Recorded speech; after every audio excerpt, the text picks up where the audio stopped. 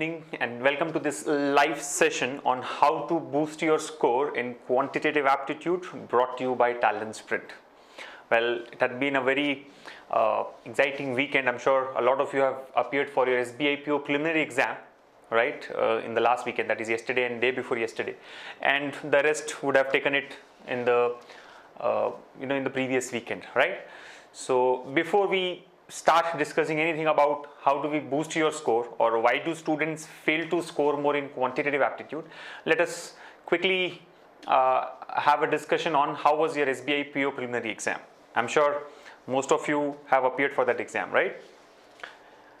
So 100 questions across 3 sections: quantitative aptitude, reasoning ability and English language, and you were given just 60 minutes to attempt those 100 questions.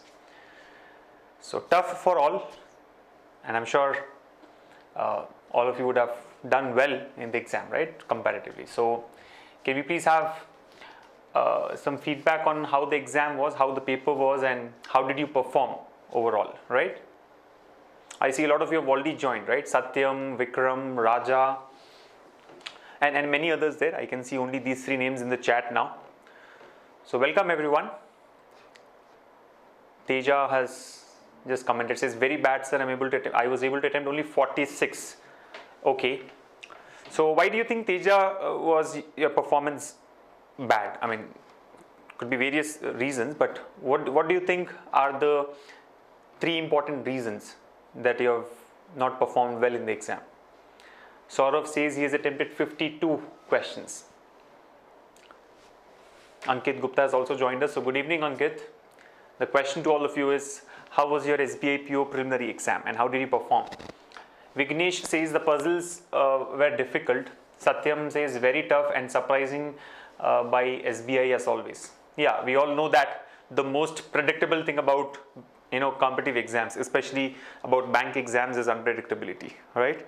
I know most of you will have a feedback that there were 25 questions on puzzles alone in the reasoning ability section, right? So you should be prepared for any such thing there, right? 25 questions from arrangements, basically complex circular arrangements and complex linear arrangements. However, if you have attended all our earlier live sessions, and if you are TalentSprint students, you would know the best way to attempt such a reasoning ability section would be to avoid answering those questions immediately, right? If out of 35, 25 questions are from puzzles, solve the remaining 10 questions first, right? I'm sure the remaining 10 questions were from very simple topics like blood relations, directions and coded inequalities, etc. So first ensure that you bag your 10 marks in the remaining 10 questions, and then try to choose the the easiest of the remaining questions there, right? I mean, there could be 5 or 6 puzzles which make up to 25 questions. So if you follow the right strategy, you'll be able to maximize your score, right? See, you're not there to answer all the 100 questions. This I've been telling in every session that we have here, right? Your target is not to get 100 out of 100. You're not there to solve all the 100 questions. You're there to maximize your score in that limited time. And for that to happen, you have to choose your questions wisely. So a wise person will not answer any of those puzzles the moment he sees it, right? He sees those questions. He'll first try to answer the easier ones and then come back and choose one of these and take a chance, right? Yeah, I think others also have a similar feedback. Pranavi says aptitude and English was very easy, but reasoning was difficult, right? Satyam also feels that aptitude and English very easy. Teja says quant is time consuming, reasoning was difficult and English was easy. So I think that is what we are going to cover in the session today. Why is quantitative aptitude time consuming? Why do you students find it difficult to maximize their score in this subject? It is actually a score booster, right? Quantitative aptitude can be your score booster, provided you follow the right strategy. So we'll discuss more on that as to how do we improve our scores and boost our chances using quantitative aptitude alone. But let us see some more comments here.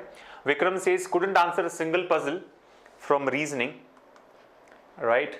And only done 10 in reasoning. Not to worry. Maybe you will clear the reasoning cutoff if it is, if it is like, let's say the cutoff is less than 10, you'll be able to clear. But given that you have not attempted the remaining 25 questions, I assume you have done well in quantitative aptitude and English language. See, if you have not spent time here, you should have been able to answer more questions from the remaining 2 subjects, right? Teja says for me quant is very difficult, right? Vikas Yadav says reasoning was expected to be hard. So what is surprising about it? And any more comments there? I'm sure all of you have taken this SBI PO preliminary exam, right?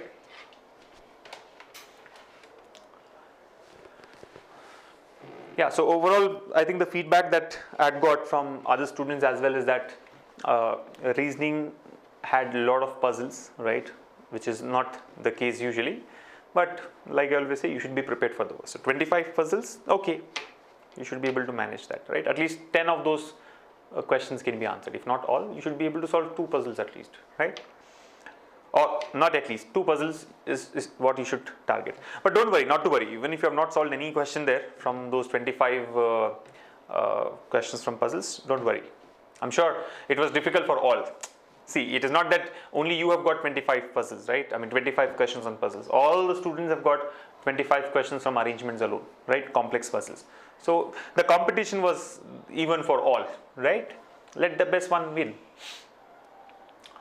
Alright, now I don't see any more comments coming in about the SBI PO prelims exam. So I think we are done with that. We can now move on. So let us wait for your preliminary exam results. I'm sure many of you will get a call for the SBI PO main examination, right, which is to happen, in the last week of this month or maybe early in the month of August. Now, back to this subject, quantitative aptitude. It's a very important part of competitive exams, right? Be it a bank exam or for that matter SSC exams, right, or IT jobs aptitude test, right? Quantitative aptitude is an important section. It is given a high weightage, and it is also a score booster, right? Quantitative aptitude is not something which is very complex, right? Or at least there is a method to answer the questions from this subject. Unlike reasoning, like you all have been telling me, the 25 questions were from arrangements. Now for arrangements there is no definite method which can help you arrive at the answer, right? You just have to give it a shot. If you get it, well and good. Otherwise, you'll have to just skip and go to the next one, all right? Whereas in quantitative aptitude, every question will have a method, right? It will have a formula or a technique which can be applied to arrive at the answer, right? And most of these questions are independent questions. So obviously, you will have good chance of scoring well here, right? Provided you have prepared with the right strategy and prepared using the right methods and smart techniques, right? So why is that students fail to score more in this subject, or how do we boost our score in quantitative aptitude? I see a few more comments coming in here. Raja says, I felt like quant also is difficult level. Before 7 or 8 months, questions will be of 1 or 2 steps answers, but now it's going up to 4 or 5 steps, time consuming. Yeah, I think that's the point, right? They've started, see, earlier we used to get direct questions, apply the formula, substitute the values, do the calculation and get the answer. But these days we have seen that questions are being kind of interlinked, right? It is not a single step process. You'll have to solve the question in 2 parts and then link them to arrive at the answer. So that is what is making it time consuming, right? But then, like I said, it is for all. It is not time consuming only for you. All right. So that cannot be the reason that I was not able to crack SBI PO prelims exam, right? Everybody had to face the same set of questions. So we're discussing about quantitative aptitude. So what do you think can be done so that we boost our score? Reasoning seems unlikely, right? Reasoning, you never know, right? If more questions are asked from puzzles and coding and decoding kind of stuff, it will be difficult. If more are questions from syllogisms, machine input output, coded inequalities, blood relations, directions, etc., we can solve the questions faster because there is a definite method in these topics. But that's not in your control, right? You can only think about it, but you cannot do anything about that. So forget about reasoning. English is also similar to that in one way, right? Of course, the different types of topics which are tested here are like finding errors, fill in the blanks, close passage, reading comprehension, right? Your vocabulary is tested, but there's no definite method or a formula which can give you the answer, right? Reading comprehension you can practice, but is it guaranteed that you'll be able to answer 5 out of 5 questions from reasoning in the exam? No, right? Being honest. Similarly, finding errors, you know that there are 21 types of finding errors or 23 types of finding errors, like what Sylvia and Avipsa have been teaching you, but then yeah, you should know about it. Of course, you can practice and enhance your grammar. You can improve your grammar and spot these errors easily, but then it's not as straight as quantitative aptitude. There this question is from simple and compound interest. This is like model number 3 that I had discussed, or that we had learned through TalentSprint's video, and this is how we solve this question. This quickly runs through your mind, and you apply the formula or do whatever method you have to apply, right? You just apply that and arrive at the answer. Then why is it that we score less? See, I am not saying that you are not clearing the cutoff. Clearing cutoff score is a different question, right? It's not about clearing the cutoff, right? Cutoff scores we all clear. I mean, cutoff is not too high that way, right? It's like 10-15 marks, right? Not more than that usually. But can we not score 30 out of 35? Yes. Can we not score 35 out of 35? Yes. Okay, 35 on 35 may be too aspirational, but 30 plus is okay, right? You can score 30 plus. If you spend about 20-25 minutes, you should be able to score 30 plus. And especially in a situation like SBI PO prelims exam. See, there were 35 questions in reasoning. 25 of those questions, you straight away knew that nothing can be done. I mean, you can give it a shot, but it is risky. 10 questions, the remaining 10 questions were from coded inequalities, blood relations, and directions, which would not take more than 5 minutes altogether. So in 5 to 10 minutes, if you finish your reasoning, another 15-20 minutes if you finish your English language section, what are you going to do in half an hour in quantitative aptitude? And after spending so much time, if you say I have scored only 20, 21, 22, then it is of no use. You getting me? You could have actually boosted your score there, right? However complex the question may be in quant, there is a method. Unless it is a question from topics like number series. Again, number series has got no definite method, right? Trial and error. You try with a logic. If that works out, well and good. If you get an error, try with something else. That's how it happens in number series, but not in the remaining topics, right? All the other topics have got some method. So why do you think we are not able to score more marks in quantitative aptitude? I want some responses for this question. How can somebody improve his score in quantitative aptitude? Or why do you think students are not able to score more in quantitative aptitude? I see a few responses here. Vikas Yadav saying, we have to have clear basics and then practice. Yes, that's important. You have to clear your basics. You must be thorough with your concepts there, right? And then practice as much as you can. Ankit Gupta says, lack of knowledge of basics, sir. Right. Tanya Gupta says, by practicing ?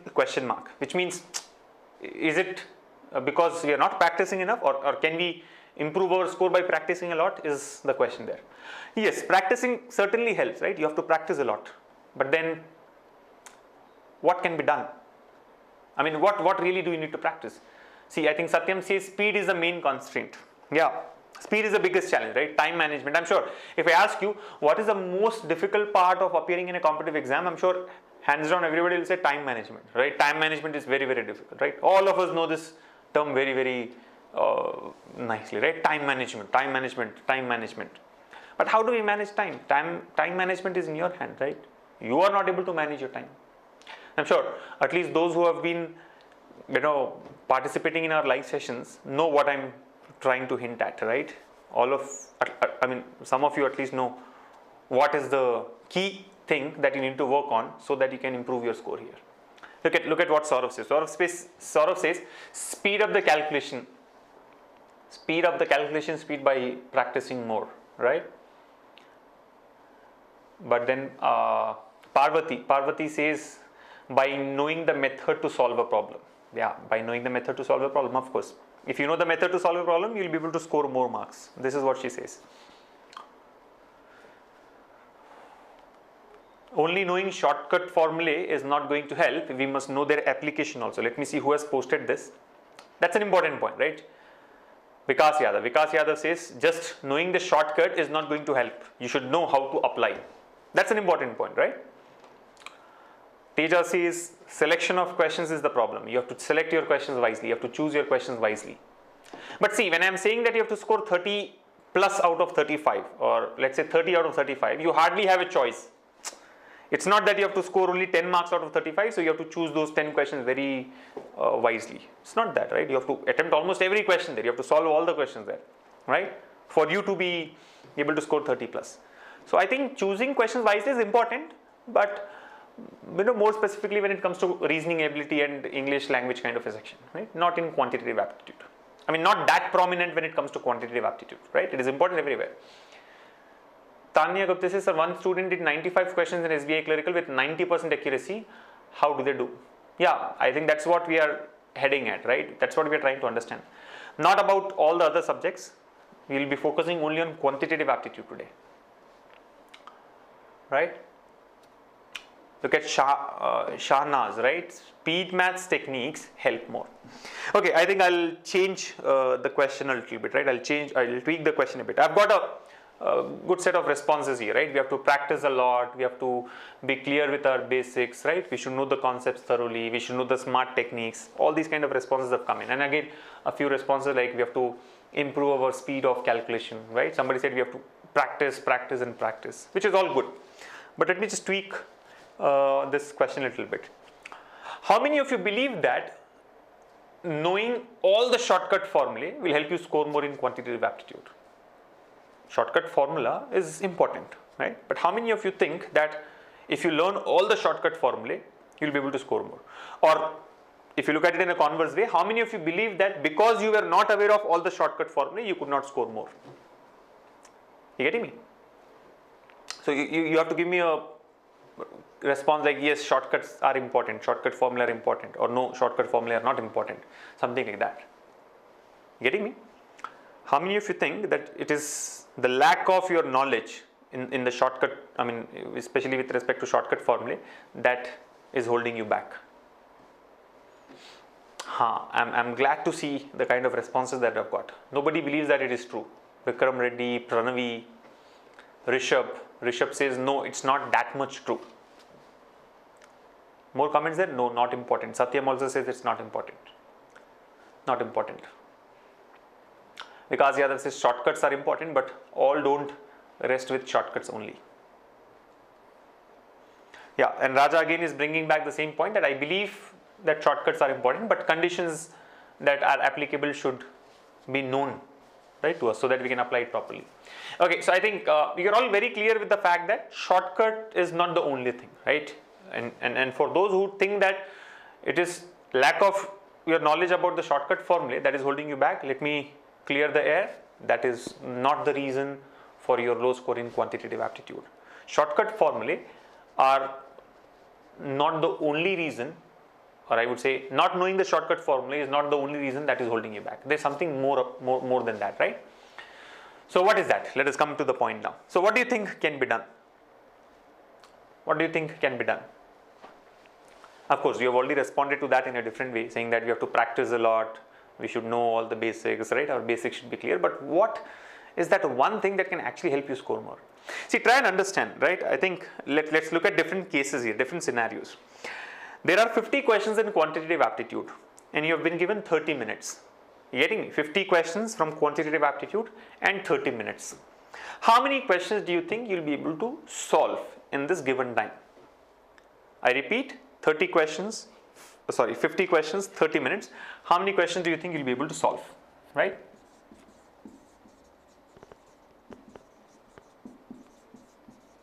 And 30 minutes. Tell me how many questions do you think you'll be able to solve? This is what I need to know. Rishabh says 10 max. Okay, so Rishabh says he'll be able to answer 10 questions in 30 minutes. That's very bad, Rishabh, by the way. With accuracy, or I mean, of course, when I say how many do you think you'll be able to solve with accuracy, I'm not asking you to count those questions for which you mark the answers blindly. Vikas Yadav, I knew that somebody would give this kind of a response. It depends on the level of the questions. Questions are all moderate, right? 25 to 30. Yeah, I think Preeti Joshi says 25 to 30. Somebody says 25 plus. Parvati also says 25 to 30. Tanya Gupta says 40 and should select only easy ones. Maximum 20 to 25 questions. Pranavi says depends on the level of questions. Satyam also says depends solely upon the level. But let's assume that questions are of moderate level, neither too difficult nor too easy. 20 plus, 20 to 25. Teja says 30 plus. Yeah. So I think, most of you have 32 to 35. Somebody says 32 to 35. So I think overall, if I see, average comes out to be around 25, right? Most of you have said between 25 to 30, right? 25 plus, 25 to 30, 20 to 30, right? Somebody said maximum 10. Pranavi says 30 to 35. Okay. So the questions are moderate. you'll be able to answer 30, 35 questions. So shall we take the averages are about 20, 27, 28 questions, right? Let's say 28 questions, right? Average about 28 questions, right? So you're saying or 28 marks. Assume that you have answered all the questions correctly, you'll get 28 marks. So 50 questions, 30 minutes, 28 marks. All right? I'm sure all of you will agree with this, right? I mean, maybe some of you feel that 28 is too high, others may feel 28 is too less. I'll be able to score 35 easily, but we are talking about the average that all of us would get. So let's say 28 marks. 28 is a good average in 30 minutes of time, or 30 for that matter.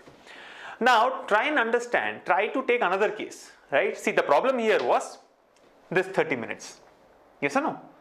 The problem here is 30 minutes. The problem is not 50 questions, the problem is 30 minutes. I'm sure if a little more time is given to you, you'll be able to score a little more. Yes or no? If there's some extra time given, your score will also improve. Your score will not remain 28. Are you able to follow? Like for example, let's say you go to the examination center. Consider this, right? Many students actually come to me and say that, questions are all, time is too less, managing the time is too less, and time management is very, very difficult, right? The given time is very less. So what should we do? So what should we do is one thing that we need to look at, but we cannot ask them to do anything about it, right? Generally, I've seen many students complaining that why do they give so less time for so many questions? How can they ask 200 questions and give only 120 minutes? Or how can they ask 100 questions and give only 60 minutes? So what do you want them to do? See, the problem with SBI is there are few vacancies and there are lots of applicants. So how do they manage it? The only way to filter out is to have a tough competition. So it is because of that they give you very limited time, and you have to prove that I am the best among the lot, of the lot. You will get selected. So imagine if things change. You go to the examination center. Right? The examiner there or the invigilator there will hand you the paper. Let's assume it is a paper-based test, not online test, right? Paper-based test. 50 questions in that booklet, right? 50 questions. Earlier there was a time limit of 30 minutes. Now he says 1 year validity. In 1 year, come whenever you want and submit the answers. Or maybe 1 year is like too much of exaggeration. Let's say 24 hours of time. You have been given the question paper with 50 questions. You have 24 hours. You can submit the paper whenever you want in these 24 hours. I'm sure 24 hours is enough, right? Enough to solve all the 50 questions. Now, how many questions do you think you'll be able to solve? 50 questions. 24 hours is like unlimited time, right? For 50 questions, you cannot say 24 hours is less. Then something is definitely wrong with you. If you say 24 hours is less, then something is wrong with you. 24 hours. Or even if I say 1 hour or 2 hours, I'm sure most of you will say 50 out of 50 can be answered. Yes or no? Tell me, how many questions do you think you'll be able to answer? Or how many marks do you think you'll be able to score? Again, don't say it depends on the level of the questions and all that. All that is rubbish, right? 50 questions have been given. You are supposed to answer these 50 questions. Yeah, I think Teja says all questions. All the questions. Good. So 50 out of 50. Yes. In fact, Teja was the one who was telling that, quantitative aptitude is like a nightmare, right? It's like a horror movie, he said. Anusha also agrees that all the questions can be answered. And, Vasudha is the same, right? All of you agree with that? Yeah, Vikram Reddy says 48 to 50. So almost all of you will, I'm sure, say that 50 out of 50 questions can be answered, right? Close to 50 out of 50. Chaudhary Reddy says 35 to 40 questions. So how much more time do you want, boss? 50 questions, you've given 24 hours. Okay, maybe again you're saying that you'll go wrong in some questions. I'm not considering that fact actually. See, we are assuming that you have prepared well. All of you have prepared well. All can be answered, right? Raja says all can be answered. Pranavi, Vignesh, everybody says all can be answered. So shall I say 50 out of 50? 50 out of 50? Or maybe 45 plus. Let's say 45 plus. Not everybody will agree with 50, so I'm taking it as 45 plus. But I would say 50 out of 50 can be answered in 24 hours of time, right? Or even if 12 hours are given, you'll be able to answer all the 50 questions. Now tell me, what do you understand from these two cases? These two are very, very important. Something very important lies behind these 2 points. What is that? What do you understand from this? 50 questions, 30 minutes, 28 marks. Similar 50 questions, 24 hours, 45 plus marks. So what has made the difference, or what is the understanding from these two cases?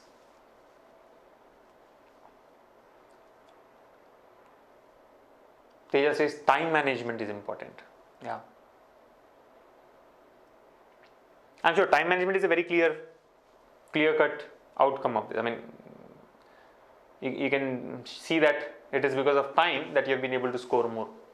But what else do you understand from this? Yeah, Parvati also says that it depends on time. I'm sure others would also agree that time is very, very important, right? So if more time was given, you'll be able to score more marks. Yes or no? Again, like I said, 24 is just an example. I mean, more than 30 minutes, you'll get more, right? If 35 minutes is given, I'm sure 28 will become 30. If 40 minutes is given, 28 may become 32, 33, 34 marks, right? So if you have more time, you'll be able to score more. But then one very important observation that you can make from these 2 points is that you know how to answer all the 50 questions. Are you able to follow?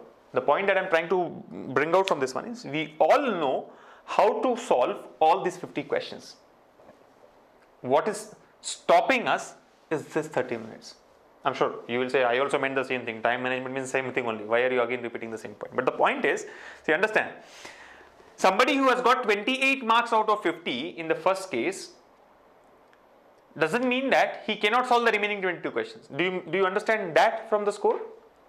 Right? A person X has got 28 out of 50.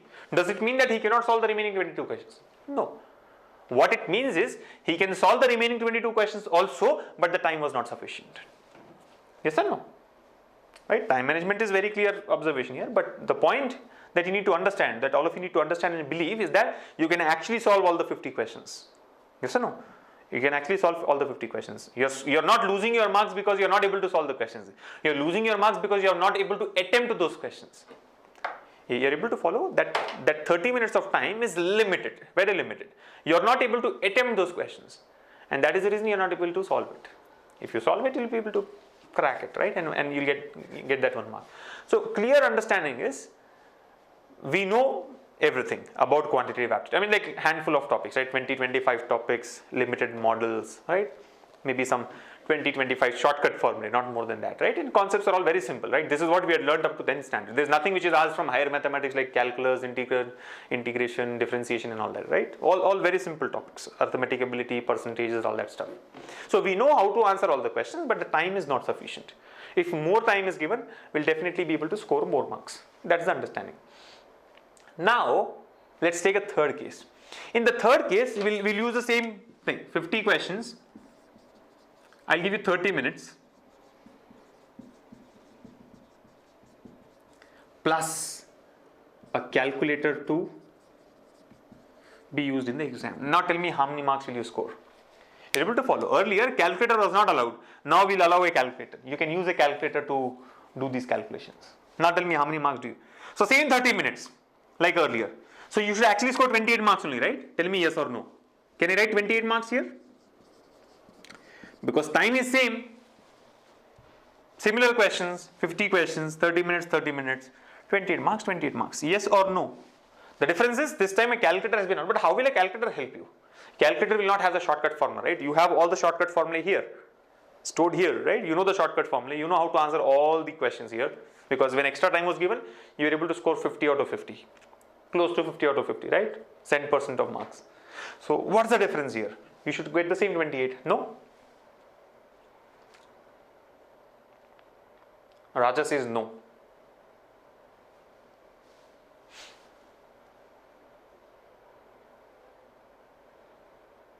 Pranavi also says no. Anusha says no. Better. We'll get a better score than the first case, right? We'll get a better score than the first case. I think Vignesh says 50 marks.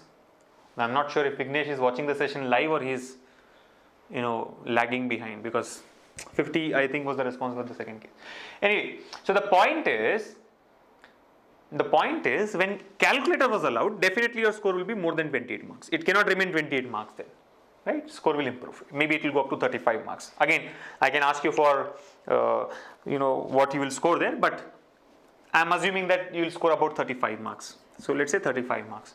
So understand, what really matters is not the time. Time is limited for all of us, right? All of us have been given 30 minutes only. Then why is that some of us are able to score 45 plus and rest of us are all in the range of 20, 25 or this 25, 28. Why? What is the difference? The difference comes because of this. Now, I'm not trying to say that those people who have scored 45 plus are secretly allowed to use a calculator. No, they are actually doing something better than what all of us are doing or what others are doing, so that they can improve the score. And that has to be linked with this point here. Are you able to follow? This is the tool that has actually helped you score more marks. Same 15 questions, same 30 minutes, but you have got a higher score because of this calculator, right? Not because you knew more shortcut formulae. We all knew all of us have taken all the 3 cases with the same amount of knowledge. Same shortcut formula you know here, same is known here also. But calculator is something that has been allowed. So the point that you all need to understand is we are actually not able to score more marks in quantitative aptitude because we are poor in calculation. And like I always say, the problem is not that we are bad in calculation. The problem is we do not know that we are bad in calculation. If I ask you, do you know how to calculate? All of you will say yes. But believe me, the answer is no. We do not know how to do calculations. If you can improve that one aspect of your preparation, I'm sure your score in quantitative aptitude will boost. And that is what is the theme for today, right? How do you boost your score in quantitative aptitude? Improve your calculation ability. Don't be under an impression that shortcut formula will help. Don't think that that person has scored more marks because he knows more shortcut formula. No, all of us know all the shortcut formula. This is not a secret anymore, right? It's not that TalentSprint students know some shortcut formula which others do not know. All of us will get to know, right? By the time you go for the exam, all of you will know. But what's the difference? How do you differentiate yourself from the crowd, right? What do you think those limited students are doing to score 45 plus? They are better in calculations when it comes to the rest of the crowd. Are you able to follow? So the problem is we do not know that we are bad in calculation. I'm sure all of you will agree with me, right? Or if you do not agree, I can prove it to you. It's as simple as that. Right? We think that we are good in calculation. We know how to multiply, we know how to add, we know how to divide, and we know how to subtract. But the fact is, no, we do not know that. And then there is a simple example that you can take to understand this, right? I think I've already used this example many times in my earlier live sessions also, but let me quickly repeat this for those who have come new to this session, right? Let's take a case of calculation of simple interest. All of us know how to calculate simple interest. Yes or no? Simple interest is equal to PTR by 100, right? SI equals to PTR by 100. SI equals to P into T into R by 100, where P is the principal amount, T is the time period, R is the rate of interest. Now, all of us have gone for this SBI PO preliminary exam. Principal is given to us, time period is also given to us, rate of interest is given to us. What are we supposed to find out? The simple interest. Yes or no? The question is, find out the simple interest. What will be the simple interest for the given principal, time period and rate of interest? Now, my question to you is, will you be able to solve this question? Say yes or no. Will you be able to solve this question? Yes. You all know the shortcut formula, right? P into T into R by 100. Shortcut formula as in the basic concept. PTR by 100. And all the values have been given. Simple. Nothing complex about it. Straight question. PTR is given. Find out SI. PTR by 100. P into T into R by 100. Will you be able to answer this question or not? Yes or no? Yes or no? Yes. I think everybody agrees. Yes, right? Satyam, Parvati, Vasudha, Vikram Reddy, and who else? Yeah, we have Gayatri, Kanchan Sharma, Teja, right? Everybody says yes, we know and we'll be able to solve this question because it is P into T into R by 100. Now comes an important question. Tell me, will all of us get the answer exactly at the same time? All of us have looked at the question, right? This is the first question. All of us have seen the question and you have started solving it. Will all of us get the answer exactly at the same time? Say yes or no. I'm sure I'll get to hear what is the fact. Will all of us get the answer exactly at the same time? Yes or no? No. Vikram Reddy says no. Saurav says no. Shanavas says no.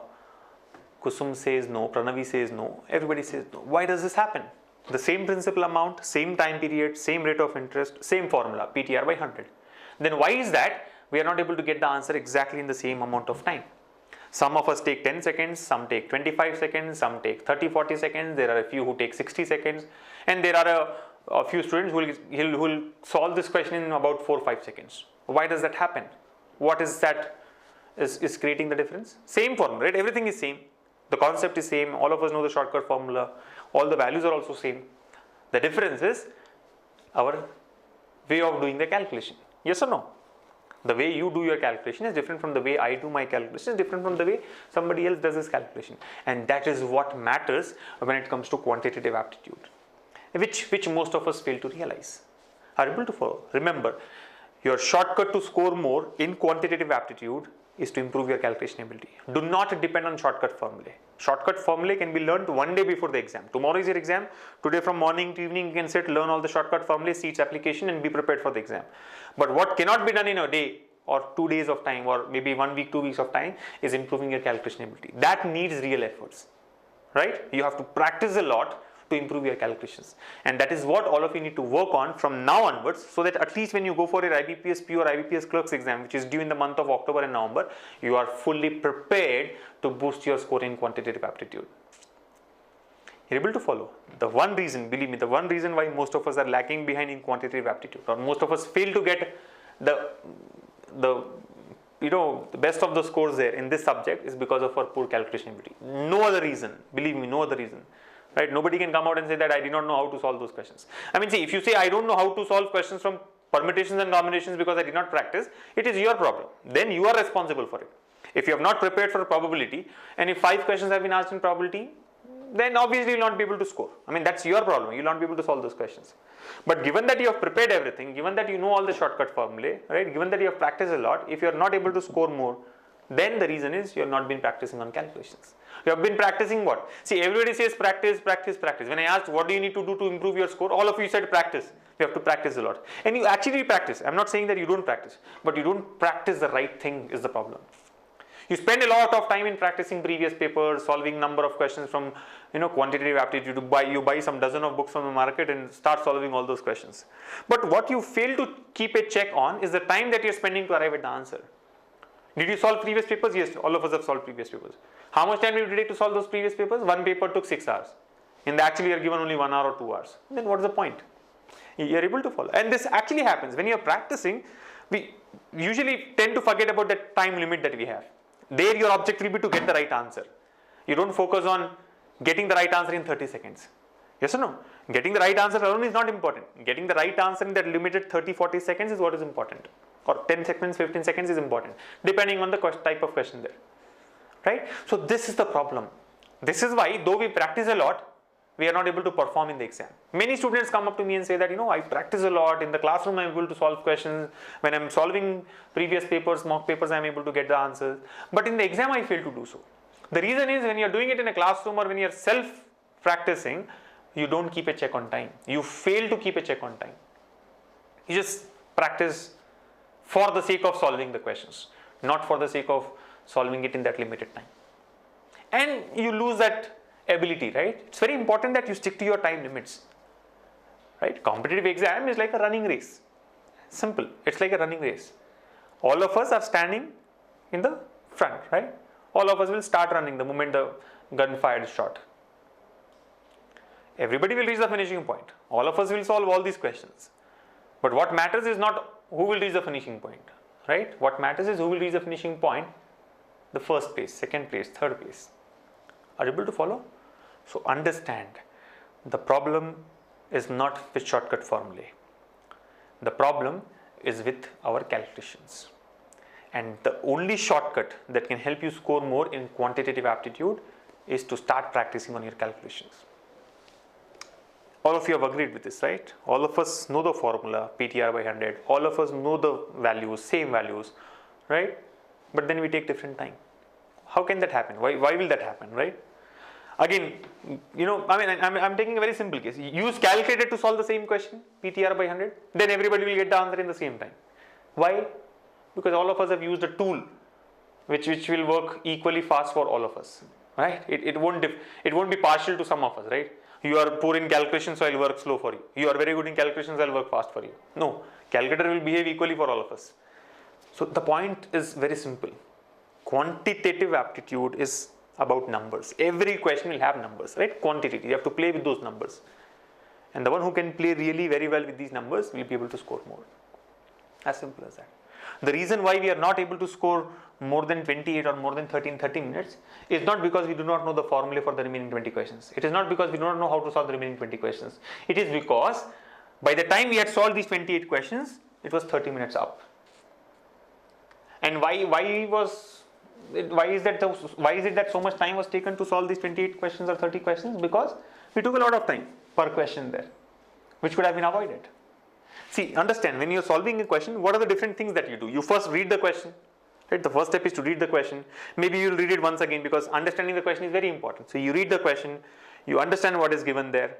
Then you'll think about shortcut formula or whatever technique you have to apply. Of course, all these things will take what? Not more than 2-3 seconds, right? And then you try to apply that. You substitute the values, do the calculation, simplify it and mark the answer. Now, if you look at all these different stages, reading the question, understanding the question, applying the right formula, substitution and calculation, and then marking the answer, the one stage where we end up wasting a lot of time is the calculation part. Are you able to follow? And that is what has to be improved on. Right? What we are actually trying to do is learn how to solve it. The third step. See, there are 4 steps, let us say. Read the question, understand the question. First step is read the question, second step is understand the question. Third step is to apply the right formula, right? The right shortcut formula or the right technique. And the fourth step is to do the calculation. And fifth step is of course to mark the answer. So out of these 5 steps, the one step where most of us spend our time when we are practicing, when we are preparing, is knowing the shortcut formula. Alright, what is the shortcut? And for every question you want a shortcut formula. Right? Many times in our problem solving sessions that we do, right? Every alternate day we have a live problem solving session where students can ask questions, right? So many students say, what is the shortcut formula for this one? I mean, I've solved the question in 3-4 steps, what is the shortcut? They want shortcut formula for every question, which is not the right strategy. How many shortcut formula will you remember? How many shortcut formula can you remember? There are 100-150 variety of questions minimum, right? 150 to 200 types of questions. Will you remember all the 200 formulae? Maybe yes. See, it feels good. Okay, I can learn all the shortcut formulae and I can apply. But you will not be able to apply, believe me. All those who have appeared in the exam will agree with me. This part of the body somehow stops working when you go in that environment. When you are practicing, it works very well. That is the challenge, right? I am able to score more in the mock exams. I am able to do well in the class. I am not able to perform in the exam because that pressure will dampen your performance. You see hundreds of students sitting around you taking the exam who are all glued to their screens, and that creates nervousness. And the moment you start feeling that pressure, this will slow down, right? It will not be able to work at its best ability. So don't feel that I can learn all the formulae, I can remember, and don't be under that impression, right? You have to recollect that at the right time. Right? That is what. See, the moment you read the question, you will feel, I have solved this. I know how to solve it. I have used a shortcut formula. But what that shortcut formula is, you don't remember. And because you were depending only on the shortcut formula, you cannot do anything other than that. I mean, either you will recollect the formula, apply and get the answer, or you will have to leave it. So that is the reason the concept is important. If you start solving the questions using concepts, simple concepts, right, and not the conventional method. Conventional method is different. If you use the basic concept, right, conceptual approach to solve the questions, it is always the best. You'll never forget that. You'll never forget that. Shortcut, you may remember, may not remember. That is the reason if you see in all the 169 types of questions that we have in quantitative aptitude, right? If you look at all the topics in quantitative aptitude, right, we have number of videos. So if all these 169 videos of quantitative aptitude are looked at, there are hardly any shortcut formula that we have covered. Now, it's not that we are against shortcut formula. No, shortcut formula are helpful, but depending only on that is risky. You can't be doing that. Just like depending on your luck, right? You can't be doing that. So one thing is definitely you have to be very good in your concept, right? I'm not saying that concept is not needed, only calculation will do wonders. Concept is anyway needed. But then practice on your calculations. Are you able to follow? Do you all agree with what I'm saying? I've been talking continuously for the last 10-15 minutes. Are you all able to follow the point? See, again, I don't blame you for this, right? The problem, like I said, the problem is not that we are poor in calculation. The bigger problem is we don't realize that we are poor in calculation and we end up wasting a lot of time. Like I said, the one stage where you actually waste a lot of time is that fourth step. The fourth step where you have to do that calculation. Yes or no? Yes or no? I mean, It would have been great if you were all in front of me. We would have done a small drilling exercise where I throw numbers at you and you'll have to get back to me with the answers. Like for example, 3 into 4, 12, 5 into 6, 30, 7 into 3, 21, 9 into 4, 36, right? 7 into 9, 63, 5 into 5, 25, 12 into 1, 12, 13 into 2, 26, right? 9 into 8, 72, 8 into 4, 32, 4 into 7, 28, 28 into 1, 28, and so on, right? It's all very easy, right? 4 into 4, 16, 3 into 3, 9, right? 11 into 2, 22, 25 into 2, 50, right? 24 into 2, 48, 7 into 7, 49, 7 into 6, 42. All these are simple. So you think I know calculations, I know how to multiply, but no. What is 28 into 31? What is 56 into 49? What is 48 into 21? You will get the answer. How? By doing it on paper. Yes or no? What is 18 into 27? Tell me what is 18 into 27. Quick. 18 into 27. That's the question. What is 18 multiplied with 27? Quick. Your time has already started.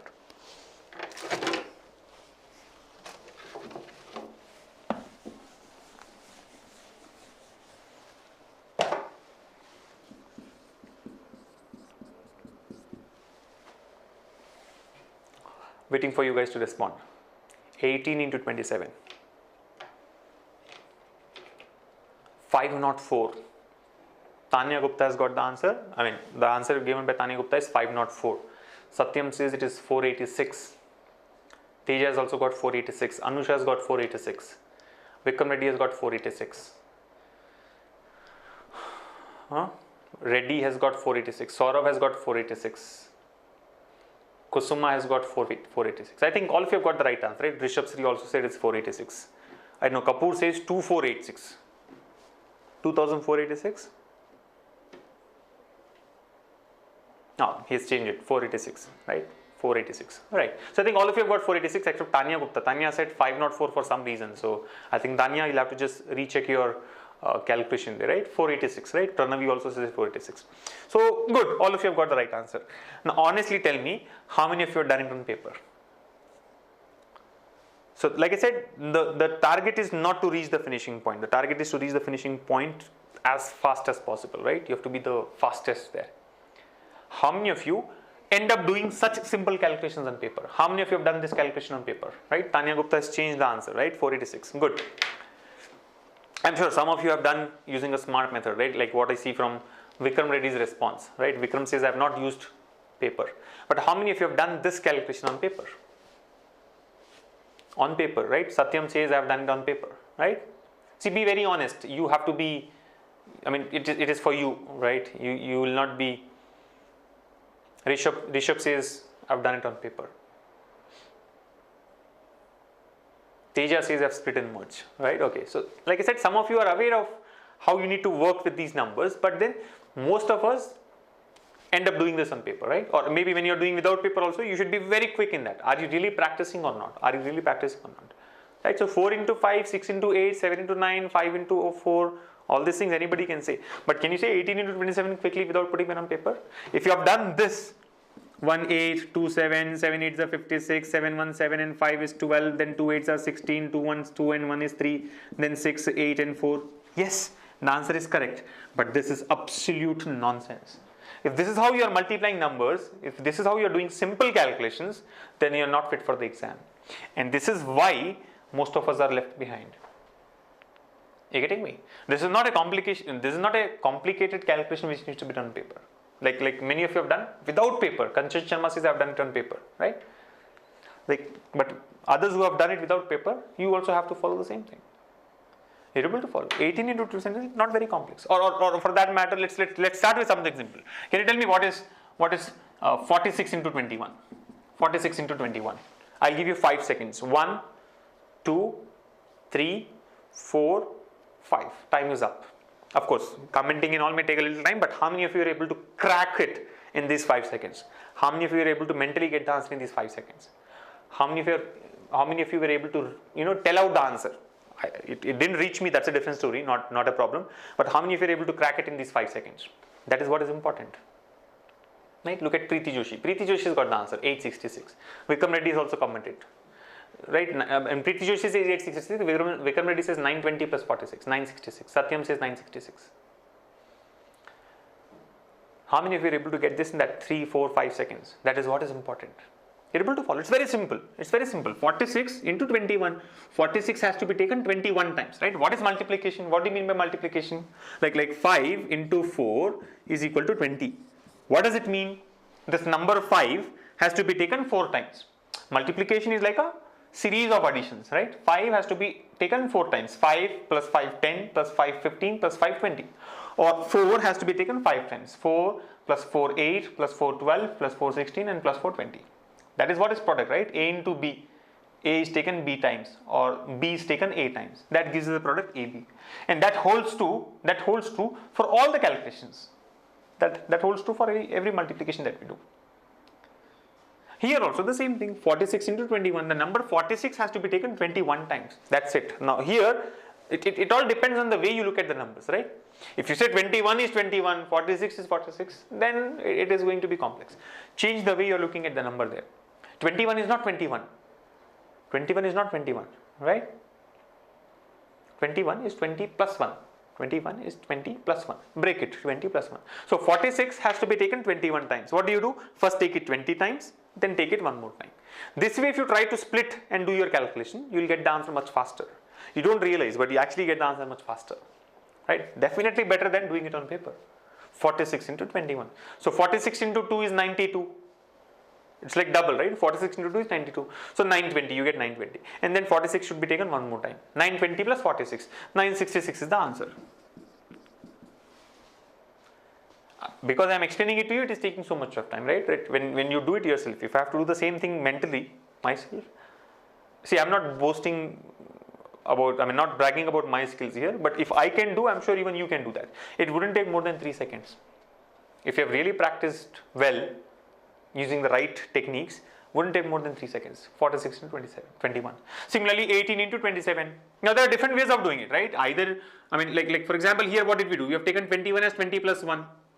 Here you can take 27 as 20 plus 7. You can take 18 as 10 plus 8, 15 plus 3. This can be taken as 25 plus 2. Or maybe you take 18 as 20 minus 2. That is done. 18 is not 18. 18 is 20 minus 2. So now what happens here? The number 27 should be taken to 18 times. 27 has to be taken 18 times. Don't take it 18 times. Take it 20 times. Because collecting it 20 times is much easier. Easy to multiply. And then give it back 2 times. Because you have taken extra, you have to return. Right? So 27 into 20 minus 27 into 2. What is 27 into 2? 54. So into 20 will be 540. See, it happens within fraction of seconds. Because I am telling it out, it is taking so much of time. But when you think about this, you're there. It's there. It's just there. You don't have to spend any time, right? 27 into 20 is 540 minus 54. 486 is the answer. Yes or no? 540 minus 54. Again, if you're not able to subtract, don't subtract. Don't subtract 54. Subtract 50 and then subtract 4. Are you able to follow? Subtracting 54 is difficult. Subtracting 50 is not difficult. 540 minus 50, 490. You have to subtract 4 more. 490 minus 4, 486 is the answer. In case you are not able to do, split and merge. What did you do? 18 is not 87. 18 is not 18. Split it. 20 minus 2 or 15 plus 3 or 10 plus 80, whichever way is comfortable for you, right? So first split, do the individual calculations and then merge. Split and merge. This is one of the techniques again. I'm not saying that every calculation can be done using this technique, but applicable always. You have to decide where is it best suited, right? Then similarly here also, 54 is not 54. 54 is 50 plus 4. Split and then merge. Do the individual calculations and then merge. 486 is the answer. And these simple calculations must not be done on paper. You should avoid putting pen on paper as much as possible. See, if the question is what is 468 into 541, then do it on paper. No problems. No problem at all, right? 468 into 541, happily do it on paper and get the answer.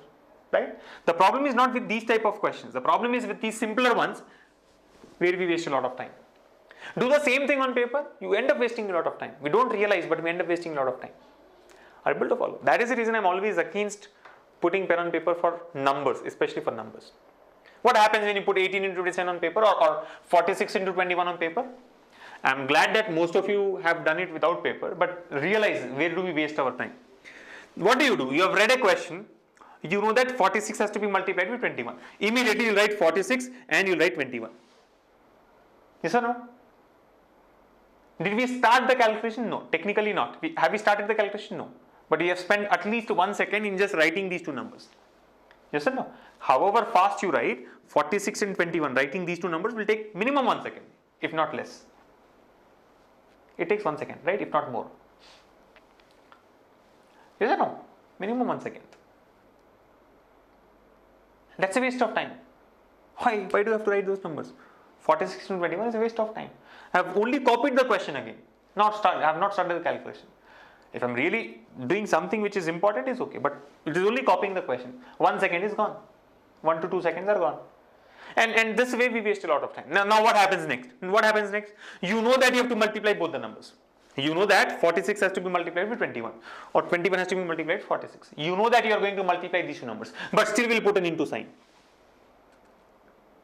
Why? How does this matter?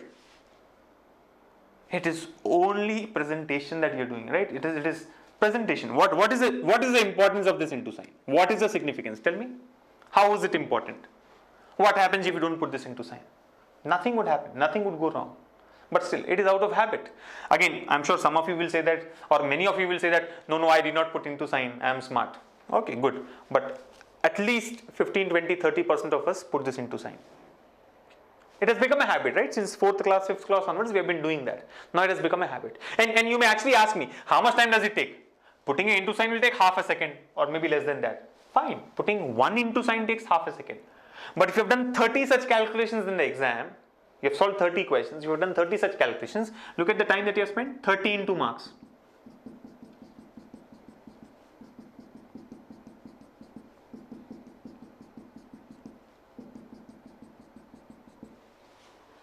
This can be equal to 2 marks. At least 2 marks. Or maybe 1 mark, at least 1 mark. What? The amount of time that we have spent in putting those into signs could have actually fetched us 1 mark. But we wasted it. In doing what? Putting those into signs. The examiner won't give you extra marks whether you put, I can put a dollar sign there and I can multiply, right? I mean, there's no importance. It was needed when it was needed. I mean, 4th standard, 5th standard. But now you have to cut it down. Yes or no? Honestly tell me how many of you have put this into sign. Maybe none of you have put it, which will be great. But how many of you put this into sign? And again, I'm not blaming you for that. It has become a habit, right? It's a bad habit. And you've been doing this for what, 10, 15 years now. It is already 10 years, more than 10 years that you've been doing multiplications on paper. So habit, it has become a habit. But you have to, come out of that. You have to get rid of that, right? Waste of time, absolute waste of time. It is not that in the middle of the calculation you will forget what is happening there. So you look at this into sign, okay, multiplication, then you continue. That won't happen, right? Overall, calculation will take about 10 seconds, let's say. In that 10 seconds, you are multiplying. Then, okay, Teja has not put it, Kusuma has not put it, Satyam has not put it. Anyone who has put the into sign, don't feel shy. I mean, let us understand that. See, that's what I am telling you, right? The problem is not that we are bad in calculation. The problem is that we don't realize that we are bad in calculation. The problem is that we don't realize that we have not spent our time rightly, right? We don't realize that we have wasted our time. This is a waste of time. Putting this into sign is a waste of time. Fine, that is okay. Now what happens next? We'll draw a line. What is the importance of this line? No importance, no significance, only presentation, which is not needed for a competitive exam. This is not a descriptive paper where you will be awarded 5 marks per question. No. What is the importance here? Question, solution. That's what you're trying to segregate, right? That's what you're trying to differentiate. Now nobody can deny that I did not draw this line. Again, you can tell me how much time will this line take? It will take half a second, yes. But how many such lines you will put? 30 lines. Anybody here who can tell me that I have not put this line here? Okay, maybe most of you have done the calculation without paper. So, of course, you will not put any line or symbol there. But those who have done it on paper, how many of you are habituated of putting this into sign is the question, was the question. Or how many of you are habituated of course, this line everybody puts. Yes or no? See, look at Satyam. Satyam says, I put a line. You have to put a line. You have been programmed like that. Since 4th standard onwards, our teachers have told us that draw a line, draw a line, draw a line, draw a line. You cannot avoid that. You cannot avoid that. no importance. Then you start multiplying 1 into 6, 6, 1 into 4, 4, 1 more into sign, 2 into 6, 12, 1 carry 4. All this is what? Nonsense, right? Writing 1 as carry, then 2 into 4, 8, and then 8 plus 1, 9. Now one more line. What is the importance of this line? No importance. Solution, final answer. That's what they're trying to say. Presentation, it is just a presentation. Holds no significance. And we waste a lot of time there. And then we start adding 6 plus, some people put 0 in place of into, some people put 0, right? Which is okay, but waste of time, right? Writing into or 0, anything there is a waste of time. So 6, then 6, and then 9. Now tell me, is the calculation over? No, it's not over yet. We'll draw one more line. This is what? That line of achievement. Yes, I've got the answer, 966. Look at Teja. Teja says automatically we put a line. Yeah, automatically it happens. It's like computer program, right? Automatically it will give you the correct answer. We have been trained like that since childhood. Yes or no? Become a habit. Waste of time, right? And some cases are even worse. Some people have this habit of drawing 2 lines. I mean, look at me also, right? Here, after 480 skills, I've drawn 2 lines. Maybe I was explaining something. But anything that we do, we put 2 lines. And we don't realize how much of time we are wasting there. Right? Yes or no? Waste of time. Do the same thing mentally. Hardly takes any time. Right? So the point is, I mean, if I have to summarize what I have discussed over the last 40-45 minutes here, is that we are very bad in calculation, and that is the reason we are not able to get a good score in quantitative aptitude. You have to practice a lot to improve your calculations, and most important point is cut down the number of steps that you put on paper. Right? The one reason why all of us take so much time for arriving at answers for even for simpler questions is because we do everything on paper. We are used to doing everything on paper, and we end up wasting a lot of time. And the biggest of all these problems is we don't know that we are wasting so much time in doing all this nonsense. All those who have been doing calculations on paper have never realized that this is a waste of time. That's the problem. Are you able to follow? So understand, calculation is the key. I've told you, right? If calculator is allowed, you all had agreed with me, right? If calculator is allowed, you'll be able to score more. So I think that's the secret. I'm sure the TalentSprint students who had been, who have already enrolled for our program and have gone through our speed maths video would know all these things. They'll be like, I'm sure this session would have been a little boring for them. What is new about it, right? But those who have not enrolled for the program yet, they should realize that calculation is very, very important. So if you ask me 10 times or 100 times, or let's say if you ask me some 4,000 times that how do I improve my score in quantitative aptitude, believe me, each of those 4,000 times I'll say only one thing: improve on your calculations. And I haven't explained you how to actually do calculations faster. For that, videos have been made available, right? There is a speed maths video that we have. That video length is what? 4 hours and 20 minutes. I was surprised after I finished recording that video. 4 hours and 20 minutes. How can it be so long? We have discussed about 16 different techniques there of doing different types of calculations, right? Multiplications, additions, subtractions, percentages, cube roots, square roots, cubes, squares, etc. Right? Now that's very important. You have to go through that video, and I'm not saying that that's the end of speed maths. Speed maths is like a big subject by itself, right? I mean, you can learn some hundreds and thousands of techniques. I mean, there's no end to that. But then you need to know what is important for you, what is important for the type of questions that you get in the exam. Right? Knowing every simple technique of multiplication is not going to help. Right? Like there are techniques. How do you multiply? Very, very special cases that only in this case it is applicable. Those kind of techniques are not useful. You should learn something which is generic, like split and merge is applicable for any type of calculation, multiplications or divisions or additions or subtractions, right? So similar techniques have been covered in the video there, right? It's in the video of speed math. So you can actually go through that video, learn all these techniques, and then start practicing on them, right? If you really want to see yourselves improving in your calculations, it will take at least 1 month and 1 hour a day. Not more than that. Just start spending 1 hour per day on your calculations. Are you able to follow?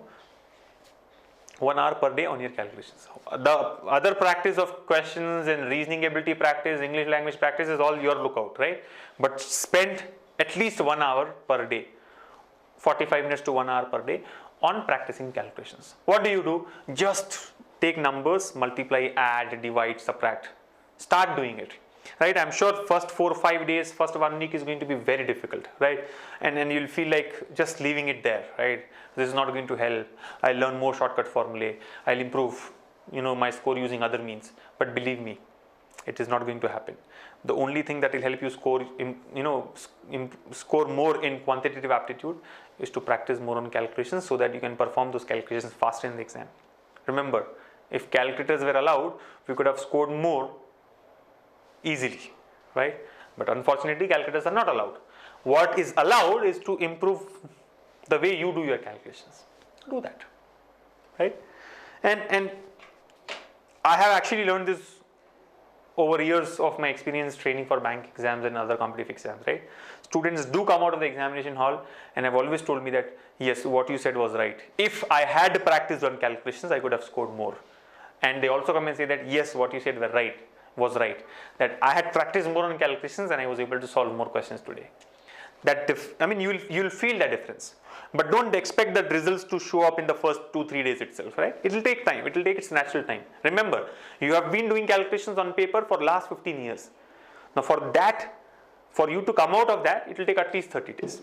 That much of time you have to give, right? So 1 hour per day. Again, 1 hour per day is 1 hour per day. You cannot be spending 7 hours per week on one single day and say my week's practice is over. No, there are certain things which have to be done on a daily basis. Practicing on calculations is one of those. It's like eating food, right? You cannot be keeping yourself hungry, or you cannot be on fast for 29 days and on the 30th day you'll eat for 30 days. It's not possible. When you try to eat on the 30th day, you'll eat only for 1 day. In fact, you'll eat lesser than what you usually eat. You're getting me? Or let's say you've been fasting for 4 days. On the 5th day, you cannot eat for 5 days in one shot, right? You'll eat only for 1 day. And that too will be lesser than what you usually eat. Same happens with calculations also. So don't delay it. Everything else can wait, but your practice on calculations cannot wait. It has to be 1 hour every day. It has to be 1 hour every day. It has to be 1 hour every day, right? It cannot be 2 hours every alternate days, 3 hours every 3 days, 5 hours every 5 days. All those, policies won't work, right? All those concepts won't work. Okay, so ensure that you start spending time on numbers. There is a lot of speed maths techniques that you can learn, right? Available in TalentSprint's bank exam preparation programs and other SSC preparation programs as well. So the story is get to learn these techniques and start practicing on them. All right. I think with this we'll close the session. It's already 7:10. We are late by 10 minutes. I wish I could explain a few more techniques of how do you do calculations, but we'll plan for one more session on speed maths where we'll discuss various techniques. But then you don't have to wait for that. You can always, explore our programs and learn it at your own convenience, right?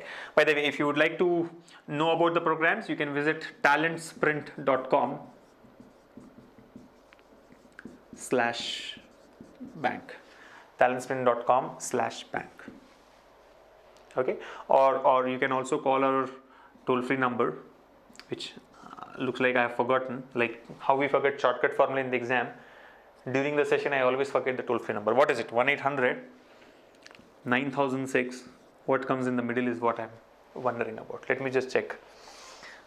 And I'm sure the same thing will happen to you in the exams. All right, you go for your exam. See, before starting the session, I had looked at the number. I thought, okay, I know this. In fact, we have changed the number recently, so I wanted to just check it once. I thought, okay, I'll remember this. But when I have to deliver, I've forgotten. So this is what happens, right? Yeah, by the way, the number is 1-800-102 and 9006. So my confusion was, is it 102 or 200? 102 or 200? And the same kind of confusion we get in the exam, right? Was it minus P or plus P?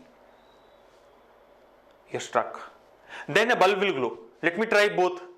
I'll try minus P also, plus P also. Whichever is satisfied in the options, that's the answer. You try both. Both are there in the options. Gone. You have spent so much time, right? And you do not even get to know what the correct answer is. And you will curse yourself for not knowing the concept there, right? And only depending on the shortcut formula. I'm not against shortcut formula. Learn the shortcut formula. They're certainly helpful. But depending solely on the shortcut formula is risky. It's very risky, right?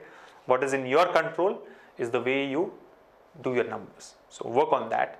And that's what is the smart way of preparing for quantitative aptitude of bank and other competitive exams, right? So how do you boost your scores in quantitative aptitude? Practice, practice, practice on calculations primarily, and then again practice previous papers and various types of questions as well. So keep practicing. We'll meet again on Wednesday. In fact, the session that we are having today was originally supposed to happen last Wednesday, but on account of Eid we had rescheduled it, right? So we'll meet again on usual timings, Wednesday 6 p.m. with such free live sessions that will help you get ready for bank and other competitive exams, right? So keep practicing and take very good care of yourselves. See you. Hello friends, welcome to TalentSprint. Ever wondered what successful students do that you don't? What is the secret behind their success in these highly competitive exams? What is that one thing which can help you crack these competitive exams? In this session today, we are going to look at a super technique to solve frequently asked questions from percentage. So at the end of this video, you will be able to solve these type of commonly asked questions from percentages in a jiffy. Let's look at the question first. If A's salary is 25% more than that of B, then by what percentage is B's salary less than that of A?